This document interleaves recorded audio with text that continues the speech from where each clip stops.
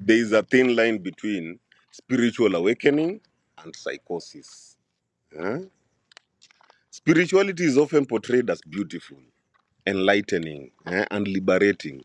And don't get me wrong, it can be. But true awakening is not just light and love. It can be disruptive, it can be destructive and deeply destabilizing. Because to awaken, you must first break.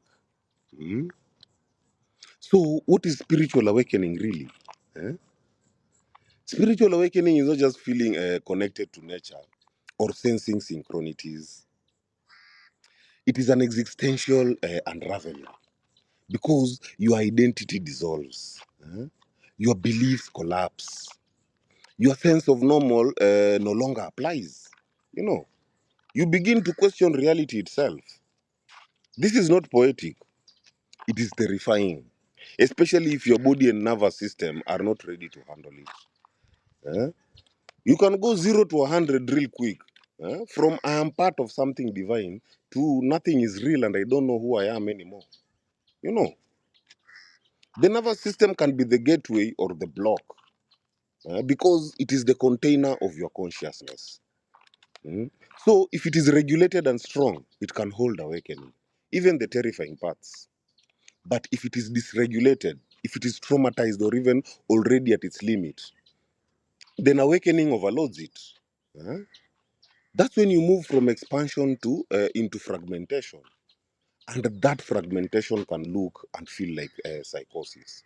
Not because the awakening is bad, but because you were never taught how to hold that much truth. That much energy, that much perspective. You know, awakening is not always enlightenment. We romanticize awakening like it's instant peace.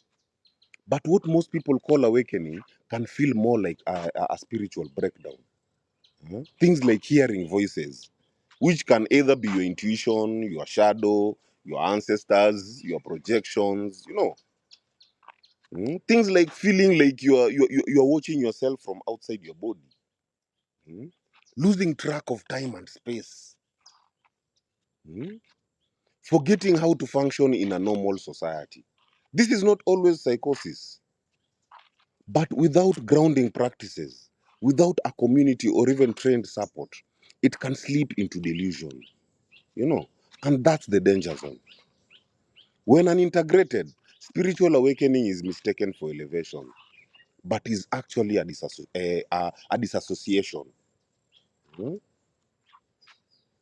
You have to understand that in many cultures, what the West calls psychosis has a spiritual language, a calling by the ancestors.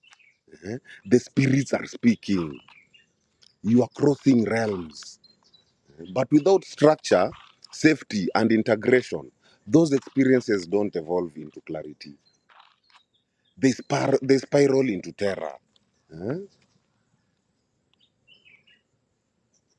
into confusion, or even ego inflation.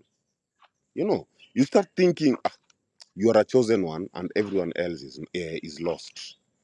You know, you are being attacked by spirits or even targeted by energy. Or you can't function in the world because you are above it. This is not awakening, that is collapse. My people, heal. Heal.